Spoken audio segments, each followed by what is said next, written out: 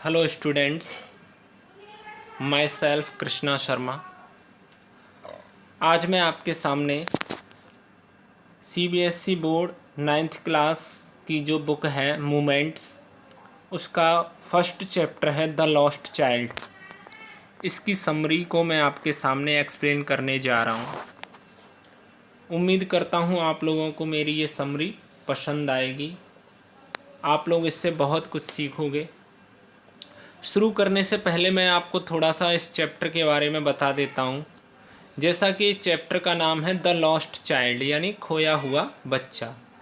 इस चैप्टर में क्या होता है कि इस चैप्टर में एक बच्चा और उसके पेरेंट्स होते हैं। तो बच्चा अपने पेरेंट के साथ फेयर में जा रहा होता है, गांव में जो मेला लगा हुआ है उसमें वो जा रहा होता है। लेकिन सबसे बड़ी बात क्या है कि वो बच्चा जब अपने माता पिता के साथ में होता है तो उसे हर चीज़, मेले की हर चीज़ अच्छी लगती है। उसकी इच्छा होती है कि मैं हर चीज़ लूँ। लेकिन थोड़ी देर बाद क्या होता है कि वो बच्चा उस मेले में खो जाता है। अब उस बच्चे को पहले जो चीज़ें इतना इंटरेस्ट दे रही थी, बाद में किसी व्यक्ति के द्वारा उस बच्चे को चुप कराने के लिए, उन सारी चीज़ों को लेने के लिए कहा जाता है, तो वो बच्चा हर चीज़ के लिए मना कर देता है। उसे किसी भी चीज़ में रुचि नहीं है। वो केवल यही चाहता है कि उसे उसके मम्मी पापा, केवल उसे उसके मम्मी पापा चाहिए, बाकी कुछ और नहीं चाहिए। ठीक है ना। तो यही चीज़ दिखाई जाती है कि इस चैप्टर का जो कंक्लूजन है वो यही होता है कि एक बच्चे के लिए सबसे बड़े उसके माता पिता होते हैं। ठीक है ना। तो चलो अब हम इस कहानी को शुरू करते हैं। This story is about a little child who is guided by his parents to the village fair. ये कहानी एक छोटे से बच्चे के बारे में है जो कि अपने पेरेंट्स के द्वारा जिसको गाइड किया जा रहा है, यानी अपने पेरेंट्स के साथ में वो एक विलेज में जो फेयर मेला लगा हुआ है उसमें जा रहा है। The child was attracted to many things in the fair like toys, dragonflies, little insects and worms, sweets, flowers, balloons, etc.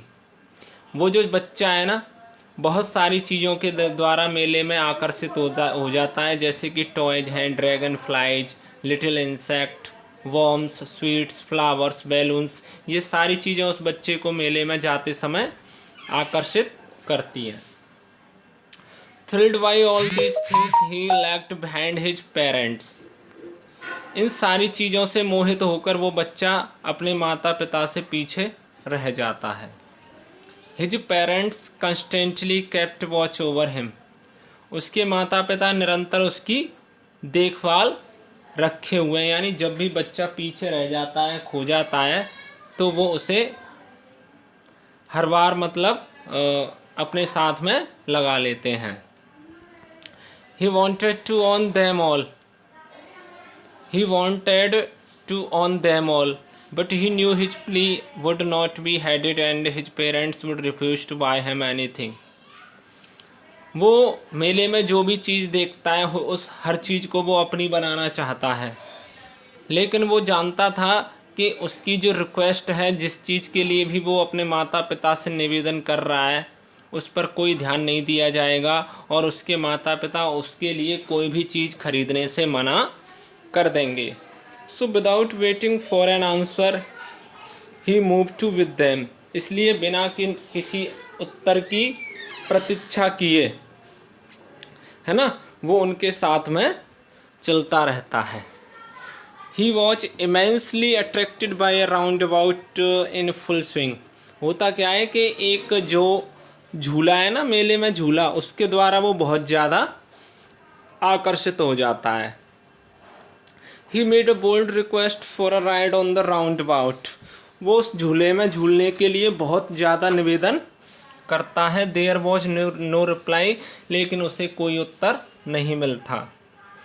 When he turned round he could not find them anywhere. और जब वो चारों ओर मुड़ा एकदम, तो उसे उसके माता पिता कहीं नहीं मिले। यानी ये वो जगह होती है, झूले वाली वो जगह होती है जहाँ से वो बच्चा अपने माता पिता से बिछड़ जाता है।